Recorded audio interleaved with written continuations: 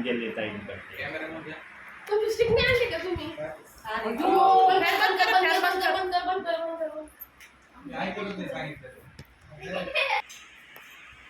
बाई, तुम्ही स्टिक नाही आणली का? आज प्रार्थना करूया. पवित्र पवित्र अति पवित्र शहाजी परमेश्वरा, धन्यवाद देतो तुझे आदेबद्दल, तुझे सुखबद्दल परमेश्वरा. सर्व परमेश्वरा दिवसभर सांभाळून तुम्ही ऐकवा परमेश्वरा. तुझ्या शिकवून आलास प्रभू. तुझ्या सेवकाला परमेश्वरा तुझं महान असं मार्गदर्शन करण्यासाठी प्रभू आम्हाला आमच्या कुटुंबामध्ये तू घेऊन आलास प्रभू.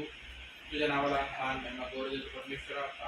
आम्ही प्रत्येक जण बसलेले तुझ्या रक्षणे हातात सोपवतो परमेश्वरा. आम्ही प्रत्येक जण प्रत्येकाला तुझं महान असं मार्गदर्शन तू कर परमेश्वरा. तो स्वर्गीय माना, तो स्वर्गीय संदेश प्रभू तुझ्या सेवक कर्वे आमच्यापर्यंत पोहोचणार आहे प्रभू. तू संदेश तू आशीर्वादित कर आणि देवा आम्हा प्रत्येकाला ते समजण्यासाठी समजणारा आमच्यापर्यंत परमेश्वरा. प्रार्थना करतो वगैरे अंकल यांना तुझ्या हाती सोबत परमेश्वरा. त्यांच्या अंतकरणाला त्यांच्या मुखाला स्पर्श कर. योग्य ते शब्द मार्गदर्शन तू कर आणि त्याद्वारे तुझ्या नावाचा गौरव हो दे अशी तुझ्याकडे मी प्रार्थना करतो. सर्व समय तुझ्या रक्षणे हाती सोपवतो कारण नम्र विनंती धन्यतारक तुझ्याद्वारे मागतो म्हणून स्वीकारतो आहे. यांनो आपण किती धन्य लोक आहे की प्रभू परमेश्वराने आपल्याला जगात पाठवले. आपण आपल्या समयात केली होती का योजना की आम्ही जगामध्ये येणार आहे, प्रभूमध्ये जाणार आहे, प्रभूची आराधना आमच्या करून होणार आहे. म्हणून तुम्ही प्रार्थना करत होते त्यावेळेला देव बाप्पांनी एकच विचार दाखवला, माझ्या प्रिय दासा धन्य तू की तुला मी जगात पाठवतो. अनेक जण असे की माझ्याकडे प्रार्थना करत होते पण मी त्यांना पाठवलं नाही. पण तू आपल्या समयात माझ्या समोर प्रार्थना नाही केली तर मी तुला जगात पाठवतो. आणि खरंच आपण आपल्या समयामध्ये देवाकडे प्रार्थना नसेल आणि त्याचा साक्षीदार बायबलमध्ये वचन आहे. बघा ज्यांनी प्रार्थना केलं त्यांना प्रभूंनी जगात नाही पाठवलं, बायबलमध्ये वचन आहे. कारण जगामध्ये मी नेहमी सांगतो ना, सगळे खोटं बोलतील, सगळे एकमेकाला ठकवतील, पवित्र आत्मा कधी खोटं बोलणार नाही, ठकवणार पण नाही. ज्या ज्या प्रियजनांनी आपल्या समयात प्रार्थना नाही केल्या ते प्रियजन आज जगात आहे. पण ज्यांनी आपल्या समयात देवाकडे प्रार्थना केले ना, मग ते कुणी पण असू द्या, त्यांना देव बाप्पांनी काही जणांना पाठवलं नाही. काही जणांनी स्वतःसाठी प्रार्थना केली, काही जणांनी देवाचं नाव उंच करण्याकरता मला जगात पाठवलं यासाठी, काही जणांना देव बाप्पांनी पाठवलं पण असं. पण आम्ही तर असे की आम्ही आमच्या समाज देवाचं नावच घेतो. देव काय आहे, कसा आहे, कुठं आहे, आमच्या समयात आम्ही काय करत होतो आम्हालाच माहिती. पण या समयात आम्ही काय करतो ते आम्हाला माहिती. आता बघूया ज्यांनी प्रार्थना केल्या त्यांच्यासाठी प्रभूंनी काय केले. काढूया लोककृष्ण वर्तमान 10:24.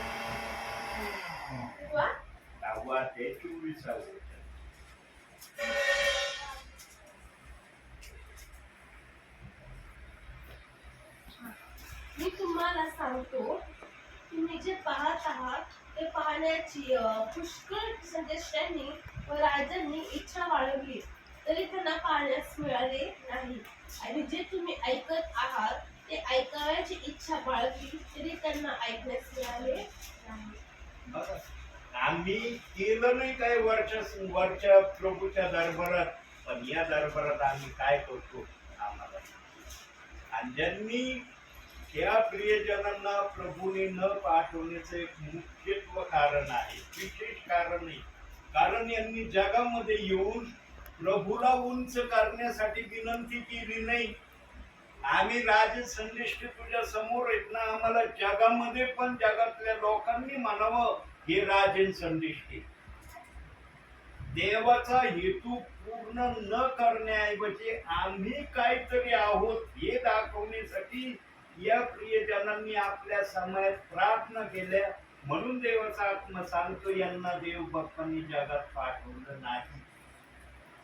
काही माय म्हणला मी माझ्याच्या गर्भामध्ये होतो त्या तो दिवस शापित असो, काय उद्गार निर्णयाने काढले? कारण प्रियांनो, ज्यांनी आपल्या समाजात देवाकडे अशी प्रार्थना केलेली ना, त्यांना अनुताप झालेला आहे. निर्णय जेव्हा जगात आला, जगाची परिस्थिती त्यांनी पाहिली, तेव्हा त्यांनी हे उद्गार काढले की ज्या दिवशी माझ्याने गर्भ धारण केला तो दिवस शापित असो. आणि देवाच्या आत्म्याने हे शब्द इर्मयाचे ऐकले आणि त्यानंतर इर्मयाला संदेष्टा होण्याचा अधिकार देव बाप्पांनी दिला. जर तो संदेष्टा असता, तो म्हणला असता का माझ्याने गर्भ धारण केला तो दिवस शापित असो. काही जण संदेष्टे जगात आल्यावर झाले, काही संदेष्टे वरूनच खाली आले, पण त्यांनी देवाकडे विनंती केली की तुझं नाव उंच करण्यासाठी आम्हाला पाठव.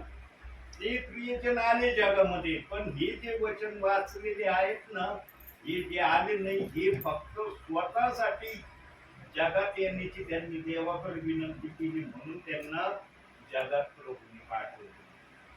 त्यानु प्रत्येक गोष्टीचा खुलासा पवित्र आत्मा करू शकतो आणि पवित्र आत्मा कधी खोटं बोलत नाही. जो आत्म्याने येतो ना, तो कधीच खोटं बोलणार नाही. आणि जे ते संदेष्टी होऊन गेले, लहान संदेष्टा, मोठा संदेष्टा, त्यांनी ज्या भविष्यवाण्या केल्या बायबलमध्ये, त्या भविष्यवाण्या प्रचार झाल्या. आम्ही कोणत्या अवस्थेतले लोक होतो माहिती का? बघूया जरा वचन स्तोत्र संहिता 1:13-7. स्तोत्र संहिता 1:13-7 बघूया. जो कंगालास धुळीतून उठवतो, तागीतल्यास किड्यावरून उचलितो आणि त्यास आपल्या लोकांच्या अधिपतीच्या पंक्तीस बसवतो, तो वान स्त्रीला गृहिणी करून. आम्ही दरिद्री उकिड्यावर टाकलेले होतो, परंतु देवाने आम्हाला त्या स्थितीतून काढून राजाच्या पंक्तीला आणून बसवले. आता या शब्दाचा मुख्यत्वे करून प्रभूला कोणता अर्थ प्रदर्शित करायचा आहे प्रियांनो? जगामध्ये तर सगळेच व्यक्ती आहेत. कुणी म्हणता का की मी देवाविना जगात आलोय? सांगा, कोणत्या व्यक्तीच्या मुखातून शब्द आला का की मला देवाने जगात पाठवलं नाही? हा देवाची ओळख काहींना झाली, काहींना नाही झाली, तो भाग वेगळा आहे. पण कोणता व्यक्ती म्हणतो का मी देवाविना जगात आलोय, मी आपल्या सामर्थ्याने आलोय जगामध्ये? आहे धाडस कोणाला म्हणण्याची? पण आमची धन्यता कशात देव बाप्पा सांगतो की तुम्हाला जगात पाठवून तुम्ही माझ्याकडे आले. म्हणजे जगाच्या घाणीतून आम्हाला देव बाप्पाने काढून राजाच्या पंक्तीस बसण्यास लायक केलं. ही आमची लायकी होती. जगामध्ये येऊन आम्ही देवाला ओळखलं, हे आमची धन्यता आहे. 83 साली मी देवाला ओळखलं आणि अशा प्रकारे ओळखलं प्रियांनो, तेव्हा मला कुणी सांगणार नव्हतं, शिकवणार नव्हतं. जे मला त्या समयात देवाने सांगितलं ना, डोक्यामध्ये घातले, तेच मी आजपर्यंत. देवाने एकच विचार माझ्या डोक्यात टाकला की तू माझं वचन वाचल्याशिवाय नाश्ता करायचा. ते मी आजपर्यंत करतोय. यांनो काय सांगू, आता त्याच्यात रेकॉर्डिंग चाललेली, त्यामुळं काही गोष्टी आपण विश्वासणारे समजून घेणे गरजेचं आहे. अशा कंडिशन मध्ये मी गेलो होतो, पूर्णपणे एकदम जगापासून वेगळाच झालो होतो जवळ. आणि दुपारचा 1:15चा टाइम असतो, कारण मी जे केलं ते मला माहिती. 1:15चा टाइम असेल, जवळजवळ 75% गेलो होतो. 75 ते 80 गेलो होतो. 20%च मी माझ्या शरीरात जीवन असलेल्याचा मला अनुभव येतो. पण देवाला जेव्हा मी हे करायच्या अगोदर म्हणलं, येशू देवा तू देव आहे ना, मला मरण पाहिजे, मला फेस येऊ देऊ नको, मला तर नको, एवढा शब्द बोललो. आणि मला जे करायचं ते करायला जसं येशू ख्रिस्तानी मला वाचवलं ना आजपर्यंत मी आठवतोय. आता पुढच्या वेळेला येईल ना, माझी त्या काळात मी साक्ष लिहून ठेवलेली, त्या काळात लिहिली बरं का, आता लिहिलेली नाही. त्या काळातली साक्ष माझ्या फाईलला अजून मी ठेवली आणि ते अक्षर तसेच्या तसेच आहे जसे लिहिलेले. ते अक्षर रुजले नाही, काही नाही, काही नाही. पुढच्या वेळेला येईल तेव्हा 2 पानाचे फुलस्केप असे मोठाले काढते. एवढी साक्ष आहे माझी. ही आतापर्यंत मी साक्ष जपून ठेवली माझ्या जीवनाची. पुढच्या वेळेला तुम्हाला ते साक्ष दाखवू. आता त्याच्यात त्या वेळेला देवाने मला कसं कसं लिहायला सांगितलं. आज जर मला म्हटलं सांगा तर मला सांगता येणार नाही. पण त्याच्यामध्ये हा उल्लेख मी केलाय की मी कशा प्रकारे जगाला निरोप द्यायच्या बिलकुल तयारीला लागलो होतो आणि येशूने मला कसं त्यातून बाहेर काढू. असा मला स्पर्श झाला ना त्या जागेमध्ये जिथं मी बसलो होतो. एकदम असंच ब्लरी सारखं काहीतरी आलं माझ्या शरीरात आणि एकदम उत्स्फूर्तता आली हृदयात. अरे मला काय नाही झालं, मी वाचलो त्याच्यातून. आणि डेंजर औषध मी घेतलं होतं, फार डेंजर औषध. 9वीला 4 तुकड्यामध्ये फर्स्ट आलो, 10वीला 3 विषयात नापास. होईल का कोणी 10वीला नापास? मी नापास झालोय. अजून माझ्याकडचे मार्कशीटचे कॉपीज ठेवले.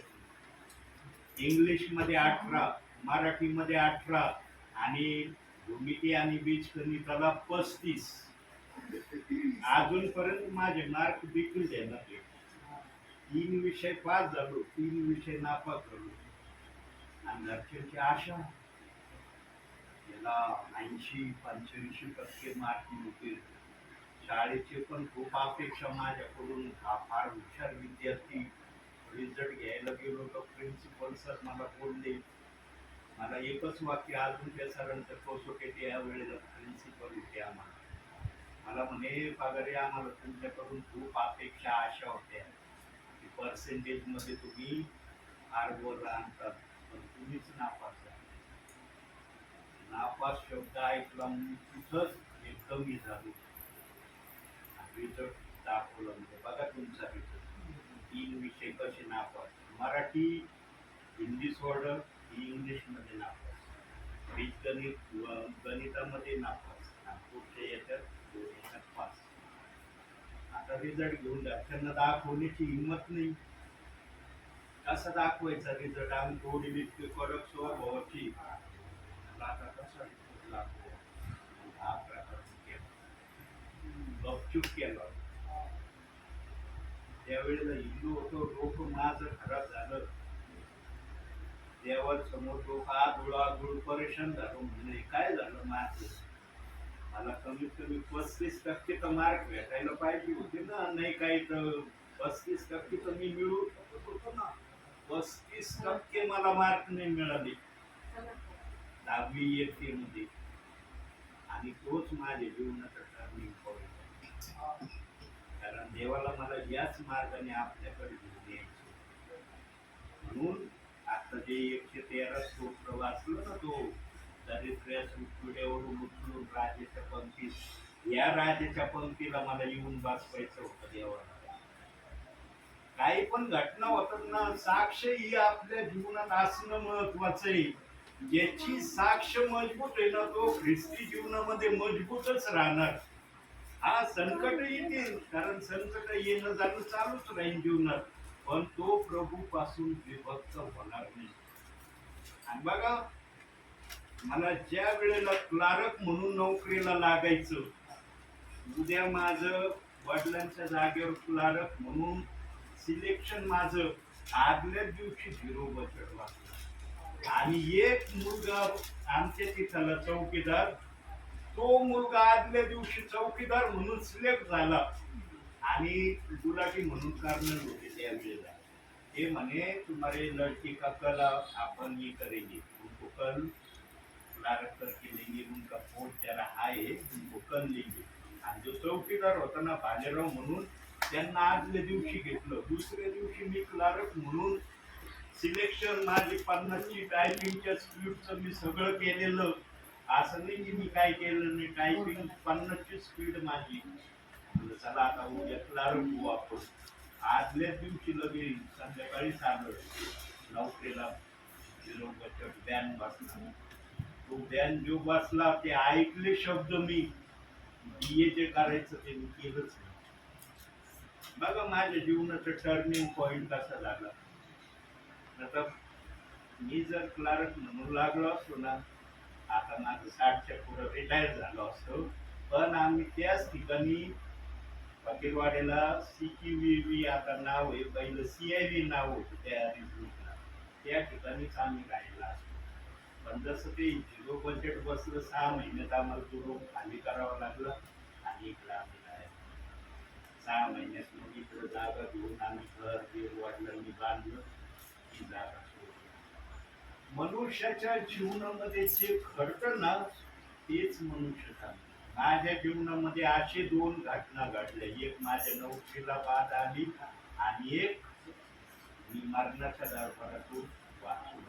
म्हणून देवबापाची सेवा मी आत्म्याने आणि प्रेमाने देवाने दाखवल्याशिवाय कोणाच्याच घरी पाय नाही केली. काल मला देवाने दाखवलं होतं, पण एक जणांचा अर्जंट फोन आला. शेंगेला मला अर्जंट बोलवलं म्हणून काल मी शेंगेला 8:30 वाजेपर्यंत शेंगेला होतो रात्री. मला आता 8:30 नंतर तुमच्याकडे यायचं, कधी संदेश सांगायचं, कधी काय व्हायचं. आणि व्यक्ती सगळे झोपलेल्या स्थितीत आणि आपण बोलत राहायचं म्हणून झालं. आता माझं मन म्हणत होतं 8:30 वाजले, काय नाही, 1-1.5 तासात उठायचं घरी जायचं. पण नंतर म्हटलं नको राहू. म्हटलं त्यांची परिस्थिती कशी आहे, आजूबाजूचा परिसर काय विचार करून म्हणून मग नेट त्या आलमगीर पासून गेलो. तुम्ही रात्री 12 दिले ना, ते आपलं सगळे जागी जातात. असं तर या विचाराने मी आलो. तिथे कोणी तुम्हाला टॉकणार पण नाही, कोणी कोण काय बोलणार पण नाही. 8:45च्या दरम्यान मी त्या रिक्षा स्टँडच्या तिथं याचं 12 वाजता दरवाजे उघडे राहतात. आपलं आलमगीर फाटेचं आहे ना, तिथं होतो.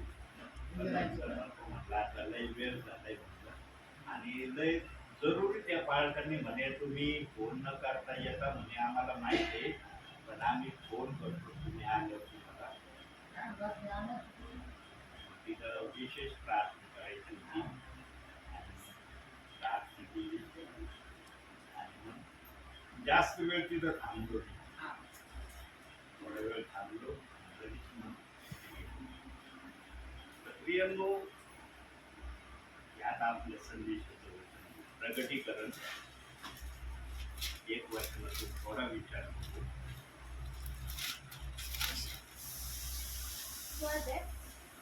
16वा अध्याय 9.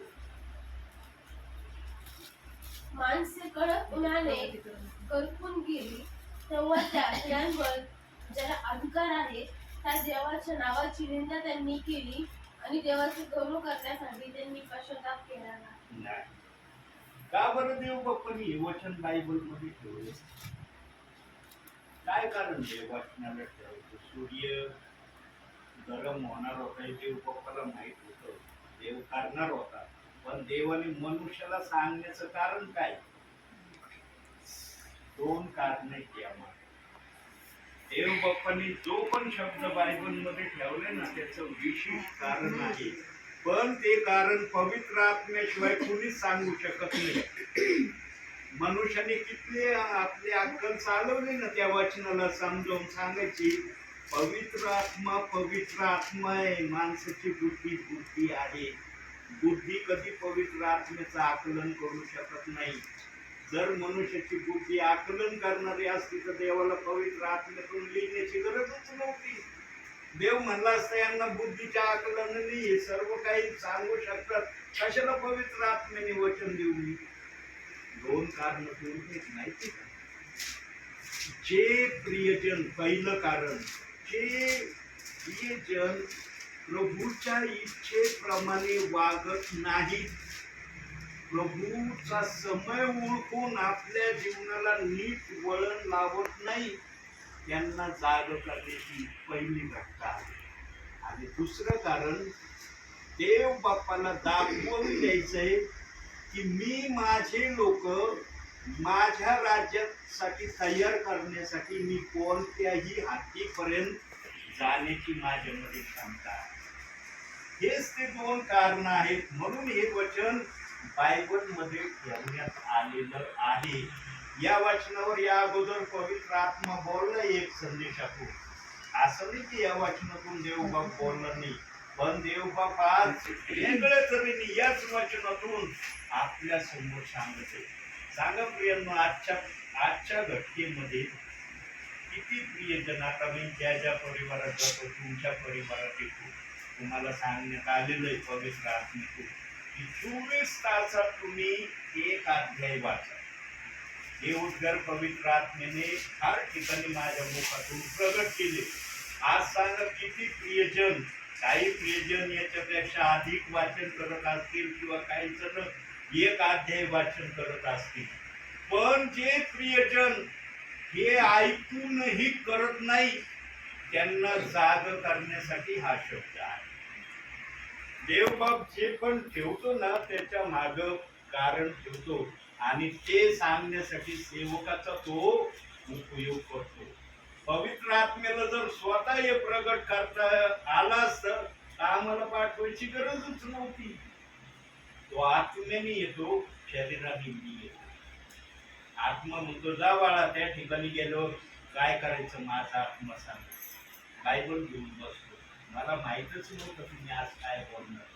आणि देव बाप्पाने 6:45 मला अचानकपणे दाखवलं. काल दाखवलं होतं की फोन आला, त्याच्यामुळं मग मी इकडं गेलो, इकडं नंतर. आज म्हणलं जायची अपेक्षा माझी मनात आली होती, पण देवाने दाखवली शोध कसं काय निघायचं. कारण मी संदेश तयार करत नाही. संदेश जर तयार करत नाही तर मला बोलता आलं पाहिजे ना. कधी मी संदेश देत असताना गडबडलो का कुठं विषयांचं केलं का, या विषयाचा संदेश त्या विषयात टाकलाय. पवित्र आत्मा जो रस्ता दाखवेल त्याच रस्त्याने मी तुम्हाला घेऊन जातो. या अंतिम समयामध्ये सेविका येऊ, ब्रदर येऊ, या देवाचे सेवक येऊ, हे जे काय आत्म्याच्या प्रेरणेने सांगतील ना प्रियांनो, हे बघा तुमच्या जवळ पवित्र आत्मा आहे का नाही याची प्रथम तुम्ही तपासणी करा. तुमच्या जवळ जर पवित्र आत्मा असेल ना, तुम्हाला बोलणाऱ्या व्यक्तीचा संदेश ताबडतोब कळन की बोलणारी व्यक्ती बुद्धीचा संदेश सांगते का आत्म्याचा सांगते. पण तुमच्या जवळ जर पवित्र आत्मा नसला तुम्हाला काय कळणार. म्हणून प्रियांनो, योएल संदेशाचा देव बाप्पांनी का उपयोग केला, त्यांनी का भविष्यवाणी केली की शेवटल्या काळी मी माझ्या आत्म्याचा वर्षाव सर्वांवर करन. इथं असं म्हणलं नाही मी आवडी निवडींवरच आपल्या आत्म्याचा वर्षाव करणार आहे. सर्वांवर आत्म्याचा वर्षाव का होणार आहे, कारण ज्यांना देवाने जीवनाच्या पुस्तकात ऍड केलंय ते प्रियजन तरी देवाच्या वचनाप्रमाणे सांगतील. म्हणून राहण्याची ठिकाणं पण देव बाप्पाने 2 केलेत. पण आजच्या विश्वासणाऱ्यांना, काही सेवकांना माहिती नाही की राहण्याचे 2 ठिकाण आहेत म्हणून. आजच्या विश्वासणाऱ्यांना, काही सेवकांना वाटतं एक तर स्वर्ग आहे, एक तर नरक आहे, तिसरं ठिकाणच नाहीये. परंतु देवाने तिसरं ठिकाण बायबल मध्ये ठेवलंय आणि ते ठिकाण मी तुम्हाला दाखवलंय वारंवार. कोणतं ठिकाण दाखवलंय सांगता येईल तुम्हाला? तिसरं ठिकाण दाखवलं होतं, संदेशामध्ये सांगितलं होतं. मी सांगणारच रेफरन्स असेल तुम्हाला ठेवतो, पण तुम्ही बघू तुमच्या मेमरीमध्ये राहिले का. तिसरं ठिकाण मी दाखवलं होतं, एक स्वर्ग आहे, एक नरक आहे, आणखी एक ठिकाण प्रभूंनी बनवलंय आणि तिथं स्पेशली लोक राहणार आहे. जे सेवक म्हणतात नरकात जाणार आहे ना, ते लोक तिथं राहणार आहे. सांगता येईल अंजली बाळा? ऐकाल तुम्हाला? प्रगटीकरण 11वा अध्याय 2रा वचन. 11वा अध्याय 2रा वचन. तरी मंदिराबाहेरचे अंगण सोड त्यांचं माप घेऊ नको, कारण ते परराष्ट्रीयांना दिले आहे आणि ते 42 महिने पवित्र नगरीत पुरवितील. अंगण, आमचं अंगण लिमिटेड असतं है ना. आम्हाला जेवढं उपयोगासाठी तेवढं अंगण आम्ही ठेवतो.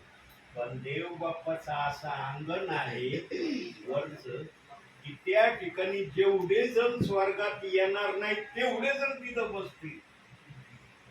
पण कोणते लोक बसतील त्या अंगणात?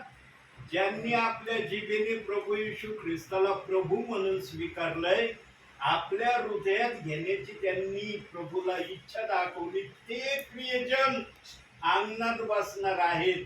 पण आजचे काही सेवक, काही सिस्टर, काही ब्रदर डायरेक्ट या विश्वासणाऱ्यांना नरकाचं ठिकाण दाखवतात.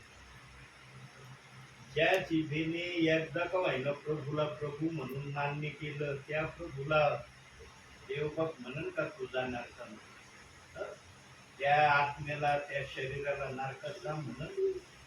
पण आज म्हणून मी तुम्हाला नेहमी सांगतो की संदेश बोलणारा दास आहे ना, कसा बोलतोय बारकाईने ऐका.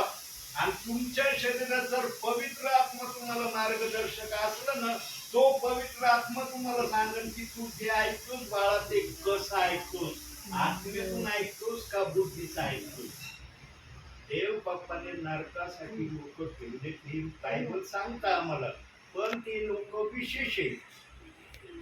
देव बाप्पांनी नरक बनवला नाही असं बायबल सांगत नाही. नरक बनवलाय, पण त्या नरकामध्ये विशेष लोक जाणार. कोणत्याही लोकांना देव बाप नरकात नाही टाकणार. ज्या जिभेने येशूला मान्य केलं ना, ती जीभ तर कधी नरकात जाणार नाही.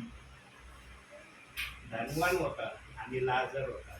त्या धनवानाने कधीच येशूला मानलं नाही. मानलं का त्यांनी? लिहिलंय का की तो धनवान व्यक्ती येशू ख्रिस्ताला मानित होता म्हणून? नव्हता मानत. मरणानंतर काय झालं? एक गेला ब्रह्माच्या उराशी, एक पुढं पाहिलं याकनी मी जाळात उभा आहे. का तो जाळात उभा राहिला? कारण त्यांनी प्रभू मान्य नव्हतं केलं.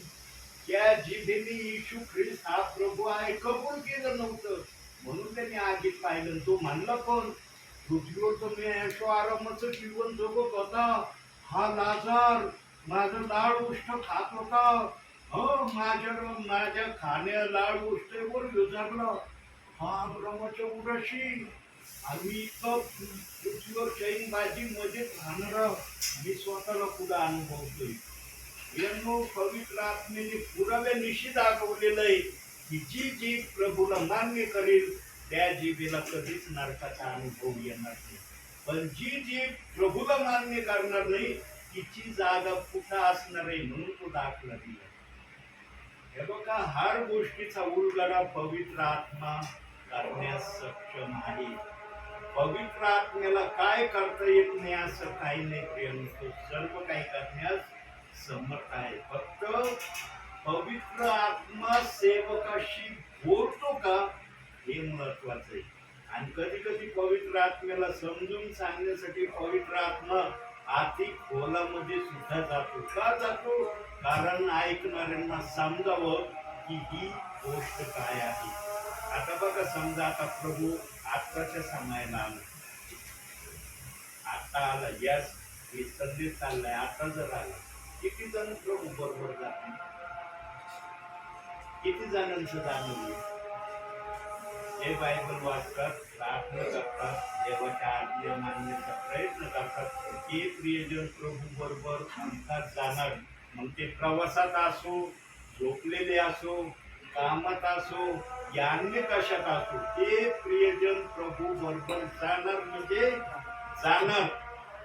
जे प्रियजन या गोष्टी करत नाही त्यांना थांबावं लागेल. प्रभू विचारेल, माझा सेवक येत होता, सांगत होता बायबल वाचा, प्रार्थना करा, आज्ञा पालन करा, तुम्ही केले का? इथं पळवाट काढता ती बुद्धी देवासमोर येईन का? पळवाट काढता तिथं आत्मा बोलल, इथं बुद्धीने बोलतो आपण कधी कधी, पण आत्मा म्हणून मी आतून ओरडायचो याला. देवाचे सेवक सांगते ते कर, तुझं कल्याण होईल, प्रभू आले तुला प्रभू बरोबर राज्य करायला भेटल. पण बुद्धीतून जास्त चालायचं, बुद्धीच ऐकायचं, आत्म्याचं म्हणायचं राहू दे बाजूला, झोपताना बघू. आणि झोपण्याच्या अगोदर एक मळी आली की त्याला कळायचं आता मला झोप आली, जाऊ दे आता उद्या बघू बाईकडे. असं काही जण करतात आजही क्रियांनी. या तोला मोलाच्या समयामध्ये जो देवाला आपल्या इच्छेने आपल्या जीवनात घेईल त्यालाच प्रभू करून बक्षीस मिळणार आहे. आता दुष्परिणाम काय होणार आहेत प्रभू येण्या अगोदर? काही दुष्परिणाम पण होणार आहेत बरं का प्रभू येण्या अगोदर, पण ते दुष्परिणाम अजून प्रकट झालेले नाही. पण बायबल मध्ये ते दुष्परिणाम प्रभूने दाखवून ठेवले. एक दोन दुष्परिणाम प्रभू मला दाखवतोय, ते मी तुम्हाला दाखवल्याशिवाय राहणार नाही. हेच केलं पुस्तक 7वा अध्याय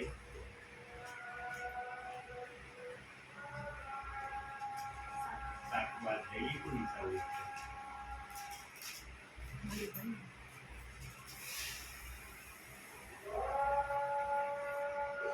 ते आपले रुपये रस्त्यावर फेकून देतील, त्यास आपले सोने अमंगळ वाटेल. परमेश्वराच्या कोपाच्या दिवशी त्यांच्या सोन्या रुपयाने त्यांचा बचाव होणार नाही, त्यापासून त्यांच्या जीवाची तृप्ती होणार नाही, त्यांचे पोट भरणार नाही, कारण त्यांनी त्यामुळे ठोकर खाऊन अधर्म केला आहे. अधर्म केला आहे. आता सूर्य तापलाय, अनुभवतोच ना आम्ही की सूर्य तापलाय, परंतु माणसं करपतेत का? करपण्याची क्रिया बघितली का अजून? म्हणजे अजून प्रक्रिया थांबलेल्या आहेत. वचन जर त्या ठिकाणी कसं दिलंय की उन्हाने माणसं करपली, तेव्हा या घटनेमध्ये देवबाप काही जणांना आणि त्यावेळेला या घटनेचं प्रक्रिया सुरू होईल. कारण माणसाचं जीवन जर राहिलं नाही तर मग याचा काय उपयोग आहे? हे डागरासारखं फेकून देते. आज फेकी ते करू. 1 ग्रॅम चोर सापडते आम्हाला रोडवर आज. पण वचन सांगते की ते असं जे काही सात पडते ठेवलेले काढून रस्त्यावर येणार आहे टाकून. तेव्हा करपण्याच्या प्रक्रियेमध्ये आत्ताची देवाने फक्त थोडीशी आपला क्रोध या पृथ्वीवर ओतलाय. पण मनुष्य या थोड्या क्रोधाला पाहून जर व्यवस्थित नाही ना वागला तर देव आणखी त्या प्रक्रिया करणार. पण पुढच्या ज्या प्रक्रिया होणार आहेत ना त्या प्रक्रियेमध्ये एक लोक प्रभू या जगातून काढून नेणार आहे.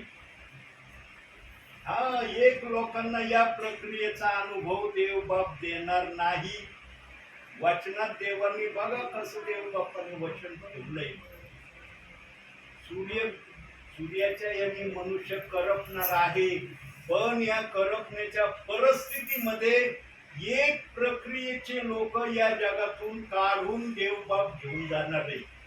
आता देवबाप कशी त्या लोकांना घेऊन जाईल हे देव बाप्पाला माहिती, कारण वचनात त्याची प्रक्रिया सांगितलेली नाही, पण वचनात दाखवलंय की ते लोक इथं थांबणार नाही. बघू आता ते लोक कुठे आहेत. मत्तेय शुभवर्तमान 24 अध्याय 22. ध्यान देऊन ऐका आता येईल.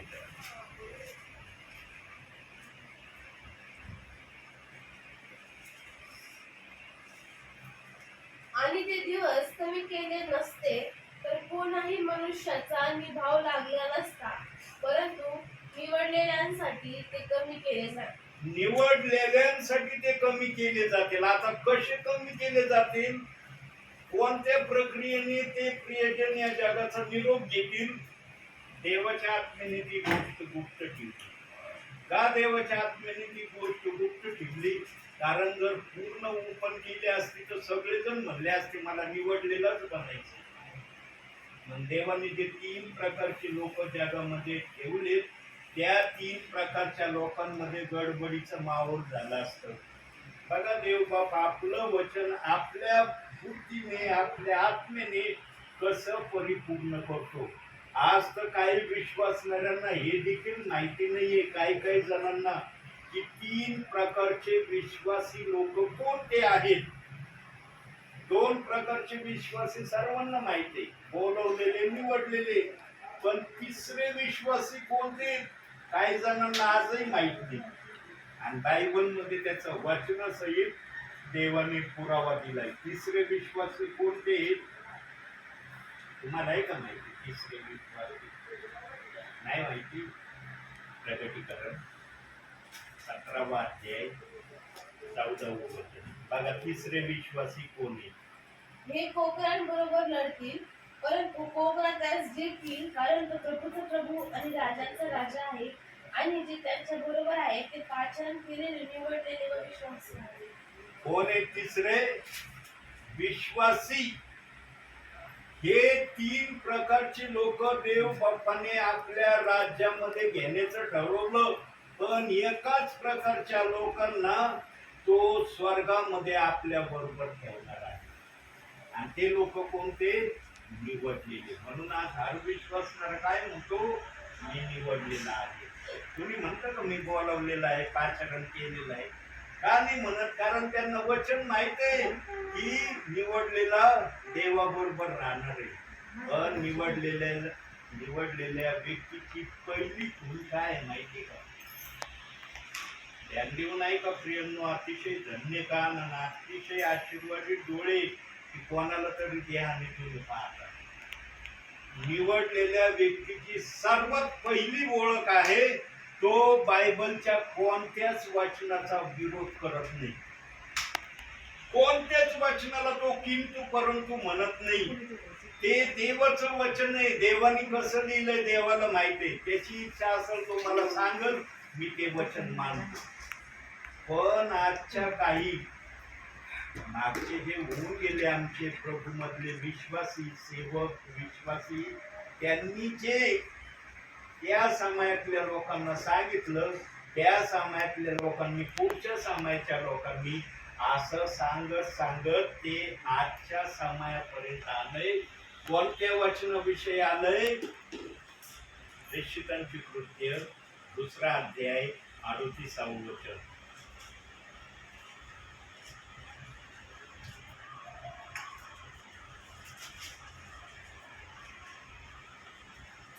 पेत्र त्यांना म्हणाला, पश्चाताप करा आणि तुमच्या पापांची क्षमा व्हावी, म्हणून तुम्ही प्रत्येक जण येशू ख्रिस्ताच्या नावाने बप्तिस्मा घ्या, जे तुम्हाला पवित्र आत्म्याचे दान प्राप्त होईल. या वचनाविषयी मागचे ज्या पण पिढीतून हे वचन, या वचनाला दोष लावून आलंय, ते आजपर्यंत दोष लावलं जातं. म्हणतात ना ओनली जीसस, म्हणतात का याच वचनाला का ओनली जीसस म्हणतात? बाकीचे वचन कोणाचे आहेत? तुम्ही विश्वास कोणावर ठेवला? येशूवर ठेवलाय. येशूला तुम्ही धक्के नाही म्हणता का? हे येशूचं वचन आहे, फक्त येशूचं वचन आहे. बाकीचे वचन कोणाचे? हे जर ओनली जीसस वचन आहे, मग बाकीचे वचन कोणाचे? बाकीच्या वचनाला काय नाव आहे? मनुष्य माइंडचा कधी कधी वापर करत नाही. त्या समाजातल्या लोकांनी या वचनाचा विचार केला नाही आणि थट्टेने ओनली जीसस शब्द जो त्यांनी आणलाय, तो आजपर्यंत हा शब्द जगामध्ये चाललाय. यानो देवाच्या वचनाला दोष लावून आमच्या स्वर्गामध्ये जाणं होईल का? सांगा, वचनाला दोष लावून आम्ही स्वर्गामध्ये जाऊ का? अहो, मोशेने साधी खडकावर एकदा काठी आदळायची, 2दा आदळली, त्याला कानान देशात जाऊ नाही दिलं. आजचे काही विश्वासणारे सेवक या वचनाला दोष लावतात, या वचनाची पुरपूर करतात, या वचनाच्या विरोधात बोलतात आणि म्हणतात आम्ही स्वर्गात जाणारे लोक आहे. होईल का जाणं स्वर्गात? सोपं नाही स्वर्गात जाणं, पण स्वर्गात जाणं अवघड पण नाही. देवाने सोपं नाही ठेवलं तर ते अवघड पण ठेवलं नाही. पर्याय काय सांगितलंय? फक्त माझ्या वचनाला दोष लावू नका. आणि निवडलेल्यांनाच देवबाप घेण्याची आशा का ठेवतो? कारण निवडलेले प्रियजन वचनाला दोष लावित नाही. बोलवलेले आणि विश्वासी हे या वचनाच्या विरोधात आहेत. यानो पवित्र आत्मा बोलायला लागल्यावर सगळं बोलतो, त्याला कुणी मनाई करू शकत नाही. आणि पवित्र आत्मा कुणाचा गुलाम नाही, पवित्र आत्मा कुणाला घाबरत नाही. ज्याला ऐकायचं असेल तो ऐकल, ज्याला नसन ऐकायचं तो ऐकणार नाही. नोहा पण आपल्या समयामध्ये त्या पिढीच्या लोकांना सांगत होता, जेव्हा नोहाकडे बघत होते, अरे इन 8 लोक घरामध्ये, आणि एवढं मोठं जहाज बनवून राहिलंय. हो, एवढ्या मोठ्या जहाजात कोण बसणार आहे? यायचे काही छट्टीने बोलत असतील, अरे नोहा तू म्हातारपणात तुझं डोकं सरकलंय का, डोकं बिघडलंय का? एवढं मोठं जहाज बनवतो, हे जहाज पाण्यावर कसं जाईल? याला पाण्यावर कोण लुटून नेईल? पण नोहाला जे सांगण्यात आलं होतं प्रभूकडून, माझ्यासाठी असं जहाज बनव, नोहा ते जहाज बनवलं. नोहा म्हणलं का, प्रभू हे जहाज पाण्यात कसं जाईल? आम्ही तर 8च लोक आहे. एवढा आवड हव्य हत्ती सारखा, जिराफ सारखा व्यक्ती प्राणी जर या जहाजामध्ये बसवायचा आहे, तर मग या जहाजाला लोटण्यासाठी कोण जाणार आहे? प्रश्न केले का नोहानी? यांनो, आम्ही कधीच देवासमोर प्रश्न करू नये याचं ते प्रमाण आहे. देव सांगतो, आम्ही निमूट ऐकायचं आणि करायचं. आमचं आद्य कर्तव्य काय? देव जे सांगतो ते ऐकायचं, गपचूप करायचं. काही जण वचनाचेच वादविवाद करतात. सांगा हे वचन तुम्हाला कसं कळतंय, या वचनाला फोडून सांगा. पवित्र आत्म्याशिवाय कोणालाच वचन फोडून सांगता येणार. कितीही हुशार व्यक्ती असू द्या, किती त्याला माइंड असू द्या, त्याला पवित्र आत्म्याचं वचन आपल्या बुद्धीने प्रगट करता येणार नाही.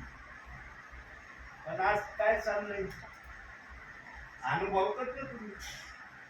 सेवकांना आज आहे का पाहिल्यासारखा आदर सन्मान? आज जर सेवक आला तर आलेच बाबा सेवक, हा करते त्यांचं काम ते करते ना, आमचं काम आम्ही करू.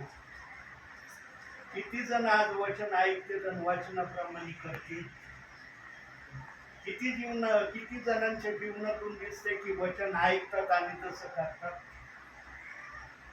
यांनो, वचन ऐकायला महत्व नाही, वचन करण्याला महत्व. म्हणून देवाचं वचन याकूब 2:24 मध्ये सांगितलंय, विश्वास हा क्रिया वाचून निर्जीव आहे. तुम्ही विश्वास ठेवलाय, क्रिया नाही. काय त्या विश्वासाला अर्थ आहे? आज अनेकांची अशी परिस्थिती आहे, विश्वास ठेवलाय परंतु क्रिया नाही. सांगा, ज्यांच्या जीवनात क्रिया नाही त्यांचं स्वर्गामध्ये जाणं होईल का? त्यांना आज विश्वासणाऱ्याला फार सोपं वाटतंय, मी येशूवर विश्वास ठेवला, मी लगेच स्वर्गात जाणार आहे. असं जर असतं तर देवाला हे पवित्र शास्त्र द्यायची गरजच नव्हती. देव म्हणला असता, कशाला देऊ हे पवित्र शास्त्र? यांनी विश्वास ठेवला, डायरेक्ट स्वर्गात येणार आहे. पवित्र शास्त्र प्रभूने फार विचारपूर्वक आमच्या समोर ठेवलंय, आणि या पवित्र शास्त्राला समजून घ्यायचं असेल तर आम्हाला पवित्र आत्म्याची साथ असणं गरजेचं आहे. आणि ज्याच्या बरोबर पवित्र आत्म्याची साथ आहे तोच पवित्र शास्त्र वाचून मनन करतो. मी सुद्धा मनन करतो प्रियांनो. जरी मी संदेश तयार नाही ना करत, असं समजू नका की मी मनन नसत करत. मला सकाळची प्रार्थना फार माझं इतका वेळ जातो, कधी कधी माझ्या प्रार्थनेमध्ये कधी 12 वाजता मी नाश्ता करतो. जर बसलो ना मी प्रभूच्या सानिध्यात, घरचे लोक मला डिस्टर्ब करत नाही. त्यांना माहिती आहे की ही प्रार्थना झाल्याशिवाय नाश्ता करत नाही. कधी कधी देव अशा काही गोष्टी मला दाखवतो, इतका मी त्या गोष्टीमध्ये विलीन होतो तर मला वेळेचं भान राहत नाही की किती वाजले. मग कधी कधी घरचे म्हणते, राव किती वाजले, टाइम बघा ना, होता प्रार्थना लवकर जायचं का नाही तुम्हाला प्रार्थना?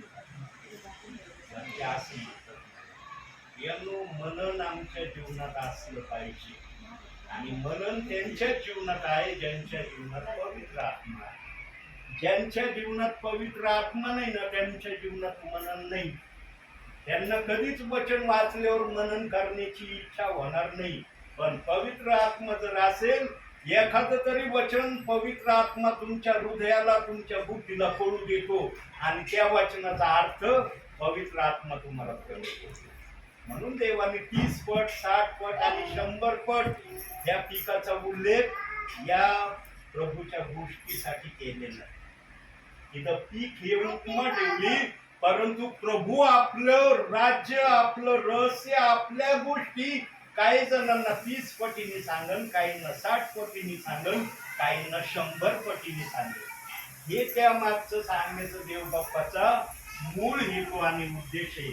पण हे आम्हाला केव्हा कळलं, जेव्हा पवित्र आत्मा आमच्या बरोबर असेल, तो आमच्याशी बोलत राहील, तेव्हा आम्हाला या गोष्टी समजणार आहे. यांनो, आता जे वचन वाचलं या वचनाप्रमाणे किती जण आज प्रभूच्या राज्यामध्ये चालवते,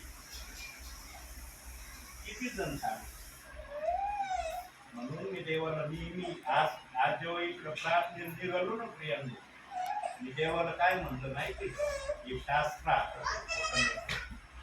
देव बाप्पा मी तिथं जायला तयार आहे. तुम्हाला अचानकपणे सांगितलं तिथं जा, मी जायला तयार आहे. संदेश पवित्र आत्मेतून आला पाहिजे. मला किती खालच्या पातळीला तू पाठव, मी तिथं जायला तयार आहे. पण तू लोकांच्या हृदयामध्ये उच्च पातळीवर राह. जर तू असं करायला तयार असला ना, मी जायला तयार आहे. पण जर तू असं नाही करणार तर मग मला कशाला तिथं पाठवतो. ते प्रियजन एवढे आशेने बसतील आणि तिथं जर काय आलं नाही, मी तर मोबाईल केलं तर म्हणतील बघा ना, दर वेळेला काय संधी देतात आधी काय असं का करू काय. यानो मी विचारपूर्वक अचानकपणे देवाने दाखवलं मला, त्यावेळेस माझं मन घाबरलं. अरे अचानकपणे प्रभू दाखवले, तिथं गेलं काय नाही झालं तर मला पण धडकी भरती कधी कधी. आता माझं वय 64 असल्यामुळं मी पण थोडासा विचार करतो. माझी बुद्धी कधी कधी मला साथ देत नाही, कारण पवित्र आत्म्याचा विचार कधी कधी या बुद्धीला पेटवत नाही. बुद्धी शंका कुशंका काढती.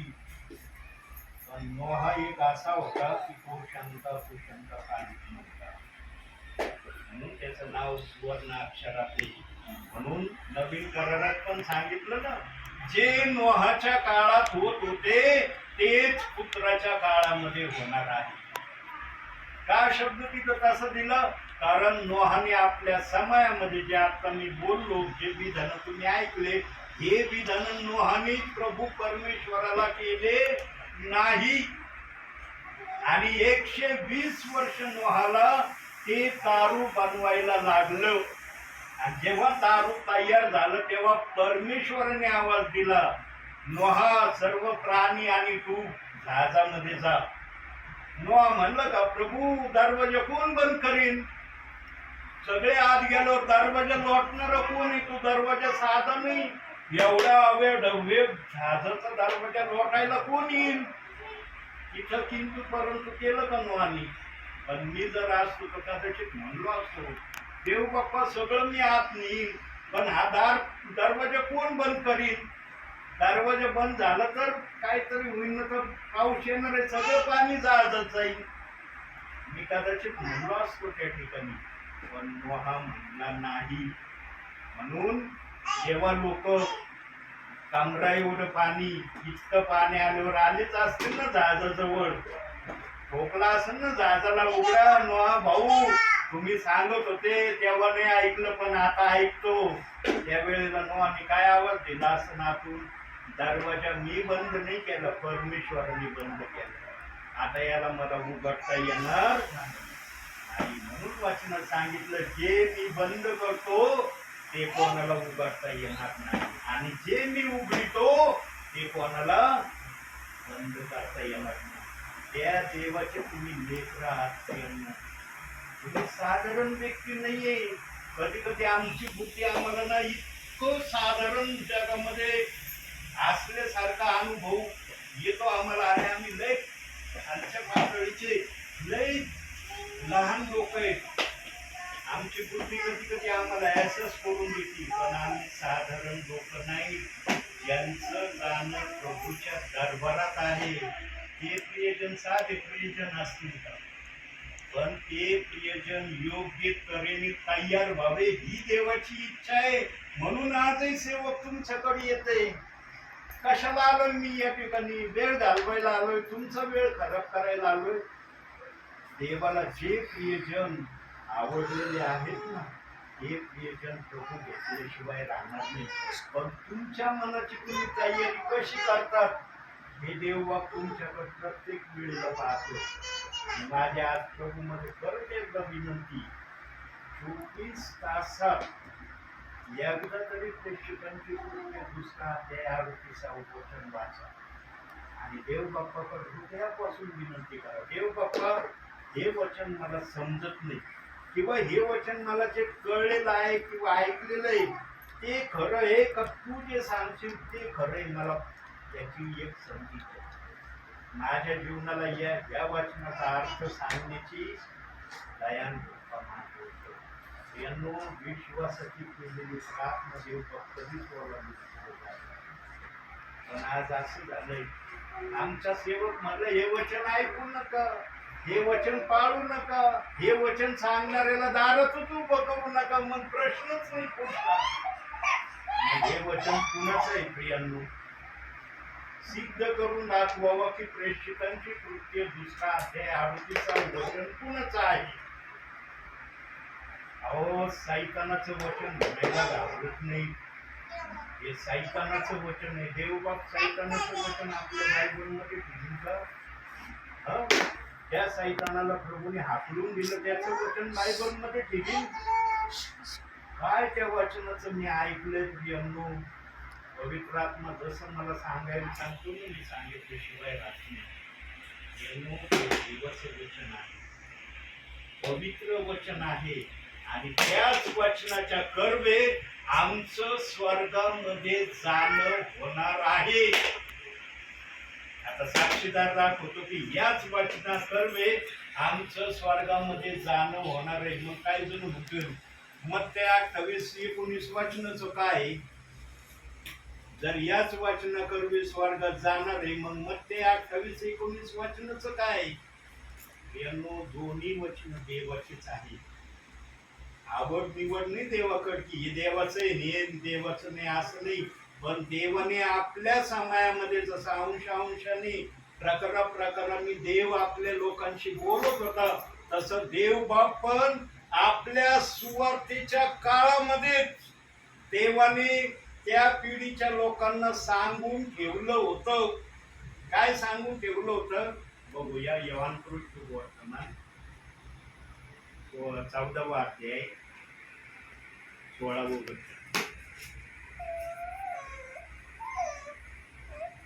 मी पित्याला विनंती करीन, मग तो तुम्हाला दुसरा काय करीन, म्हणजे सत्याचा आत्मा देईल, अशासाठी की त्याने तुम्हाबरोबर सर्वदा राहा. आता जर हा सत्याचा आत्मा येणार होता किंवा या आत्म्याविषयी येशू बोलत होता, मग येशूच्या समायामध्ये जो योहान जे कार्य करत होता ते कार्य कोणतं होतं? मग योहान पण सांगत होता ना, बाप्तिस्म करत होता. काय म्हणत होता?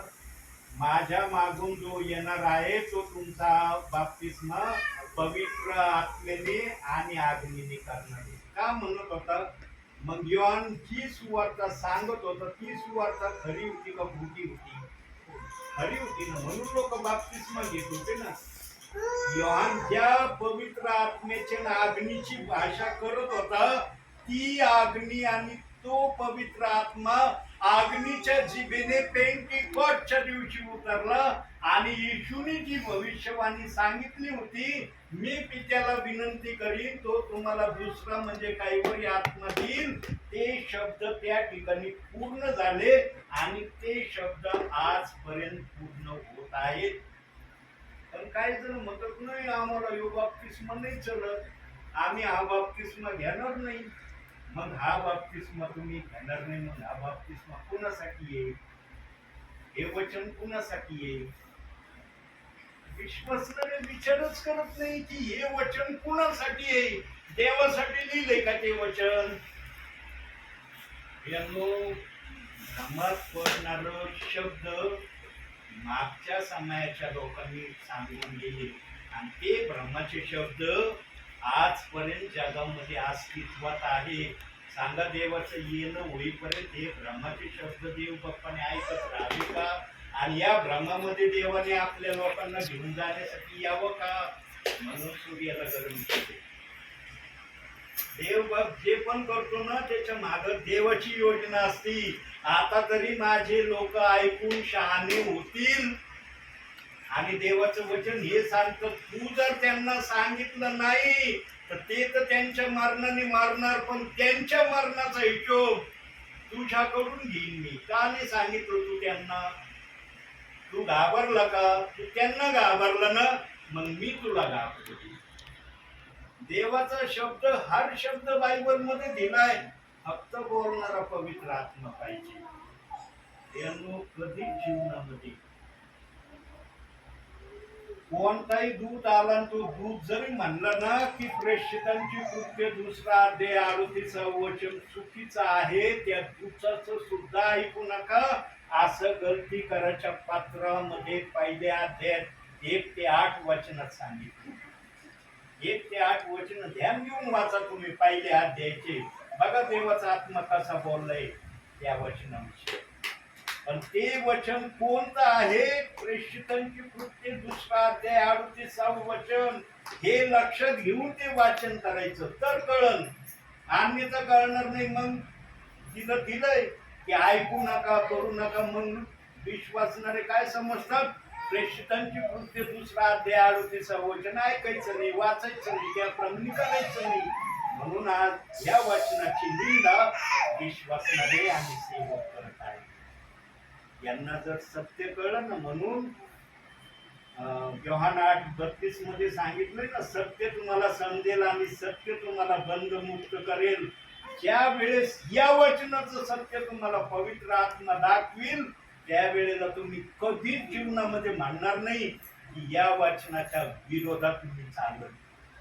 घरोघरी जाऊन विश्वासणाऱ्यांना म्हणायचं, जीवनामध्ये कधीच प्रेषित 2:38 वचन मानू नका, या वचनाप्रमाणे वागू नका.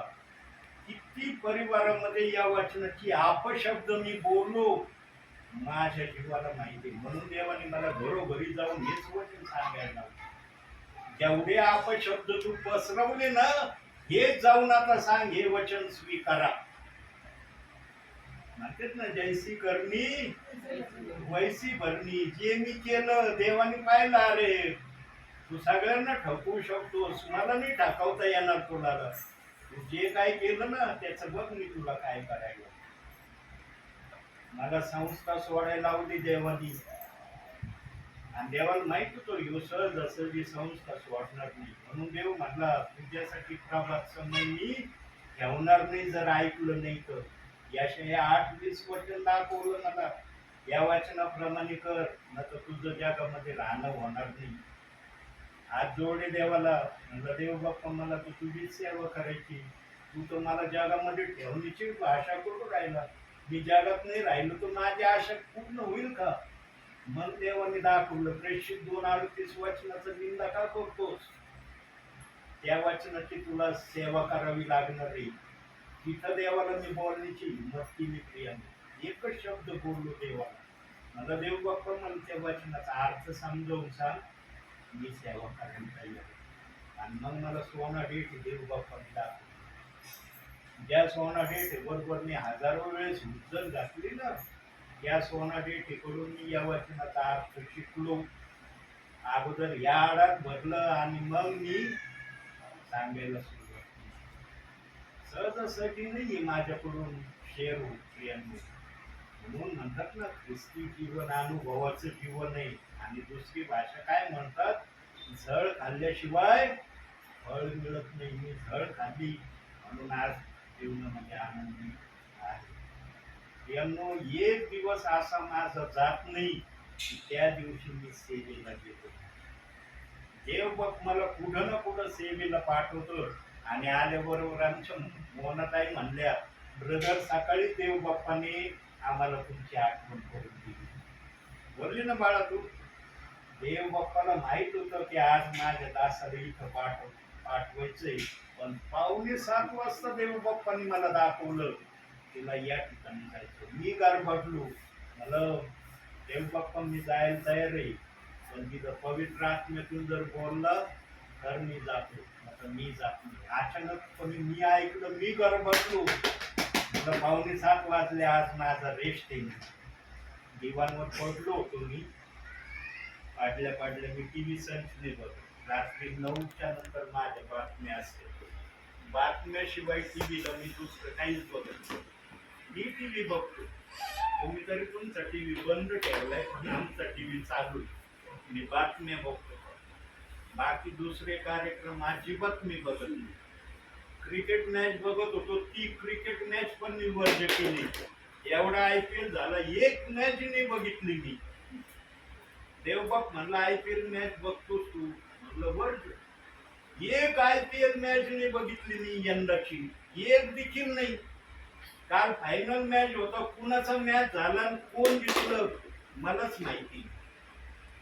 खरं सांगतोय, बायबल साक्षीला आहे, मला माहितच नाही कोण IPL मॅच या वर्षीच जिंकून गेलं. कारण देवबाप जे सांगतो ना, आम्ही ते ऐकलं पाहिजे, कारण त्याच्या ऐकण्यामध्ये आमची धन्यता आहे. आम्ही जर देवाचं ऐकत नाही तर मग आम्ही देवाचे लेकरं म्हणण्याचा आम्हाला अधिकार आहे का? म्हणून वचनात सांगितलं, जो देवापासून आहे तो देवाचं ऐकतो, जो देवापासून नाही तो देवाचं ऐकत नाही. मग तुम्ही ठरवा, तुम्ही देवापासून आहात का कुणापासून आहात? देवापासून असाल तर जे काही तुम्ही ऐकलं ते घ्यायचं का नाही घ्यायचं तुम्ही ठरवा. आणि जर घ्यायचं ठरवलं तर देव तुमची किंमत काय करेल आपल्या नजरेत ते तुम्हाला भावी काळात दिसेल. आणि जर तुमचा बिछाना बदललाच पाहिजे देव बाप्पाने, हे बायबल साक्षी आहे. तुमचा बिछाना देव बाप्पाने बदललाच पाहिजे. आणि माझी तर हृदयापासून विनंती देवा, बिछाना बदललाच पाहिजे. 38 वर्षाच्या पंगू व्यक्तीचा जर आमचा येशू बिछाना बदलितो, तुमचा बिछाना बदलणं अवघड आहे का? कुठं पाणी मुरतंय अंतर याचा फक्त तुम्ही विचार करा. आणि ज्या दिवशी तुम्हाला कळलं ना की या ठिकाणी पाणी मुरतंय माझं, म्हणून माझे आशीर्वाद थांबलेत, त्या दिवशी विचार करा की हे पाणी मुरवायचं का या पाण्याला थांबवायचं. थांबवलं ना, देवबाप कार्य करायला वेळ लावणार. पण विचार करा तुम्ही की पाणी कुठं ना कुठं मुरतंय. आता ते कसं मुरतंय, कोणत्या अनुषंगाने मुरतंय, कुठून आलंय हे मला सांगता येणार. देवाने जर सांगितलं तर सांगेल की असं असं पाणी इथून आलंय तिथून आलंय, किती दिवसापासून मुरू राहिलंय. पण देव जर दाखवीत नाही तर मी माझ्या मनाचं कशाला काही बोलू तुम्हाला. पण काही ना काही प्रॉब्लेम आहे. कारण आमचा देव जर आरोग्य देणारा देव आहे तर तो आरोग्य देतो आहे ना, दिले ना, तो आरोग्य देणारा देव आहे. तुमचे दुःख आनंदामध्ये बदलतील, दिले ना बायबल मध्ये. मग आमचे दुःख आनंदामध्ये का बदलत नाही? काय कारण आहे आमचे दुःख आनंदामध्ये न बदलण्याची? आज आम्ही गंभीरतेने देवाचा विचार करत नाही. संसाराच्या गोष्टीमध्ये आम्ही इतके विलीन होत चाललोत ना, तर देवाच्या गोष्टीकडे आम्हाला विचार करायला वेळच राहिला नाही. आणि विचार करायची वेळ आली ना, जांभळी आली की सोडून देतो, जाऊ द्या नंतर करू विचार. मग हा नंतर आतापर्यंत नंतरच बनत चाललंय.